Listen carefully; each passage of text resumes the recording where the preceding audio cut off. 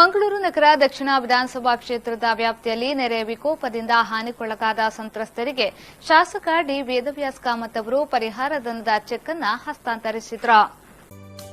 ಅಳಪೆಯ ನಿವಾಸಿ ಬಶೀರ್ ಹಾಗೂ ಪಡೆಲ್ನ ನಿವಾಸಿ ವಿನಾಯಕ್ ಅವರಿಗೆ ಅಂದಾಜು ಮೊತ್ತ 70,000 ಮೊತ್ತದ ಚೆಕ್ ಅನ್ನು ಶಾಸಕರಾದ ಡಿ ವೇದವ್ಯಾಸ್ ಕಾಮತ್ ಅವರು ನೀಡಿದರು.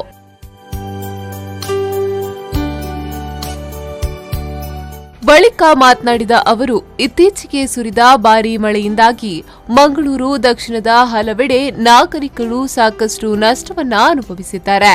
ಅವರಿಗೆ ನೆರವಾಗುವುದು ನನ್ನ ಕರ್ತವ್ಯ ಮತ್ತು ಬಾಕಿ ಉಳಿದಿರುವ ಸಂತ್ರಸ್ತರನ್ನ ಪರಿಶೀಲಿಸಿ ಪರಿಹಾರ ನೀಡುವಂತೆ ಸಂಬಂಧಪಟ್ಟ ಅಧಿಕಾರಿಗಳಿಗೆ ಈಗಾಗಲೇ ಸೂಚಿಸಿದ್ದೇನೆ. ಆದಷ್ಟು ಬೇಗ ಪರಿಹಾರ ನೀಡುತ್ತೇನೆ ಎಂದು ಭರವಸೆ ನೀಡಿದರು.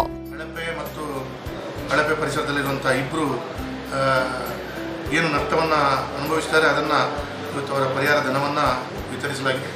ಒಂದು ಅಳಪೆಯ ಬಶೀರ್ ಅಂತ ಹೇಳುವಂಥವರ ಮನೆ ಹಾನಿ ಭಾಗಶಃ ಹಾನಿ ಆದಂಥದ್ದು, ಮತ್ತು ಇನ್ನೊಂದು ವಿನಾಯಕ್ ಅಂತ ಹೇಳುವಂಥ ಇಬ್ಬರು ಮನೆಯನ್ನು ಭಾಗಶಃ ಹಾನಿಯಾದದಕ್ಕೆ ಅವರಿಗೆ ಪರಿಹಾರ ಧನವನ್ನು ಇವತ್ತು ವಿತರಿಸಲಾಗಿದೆ.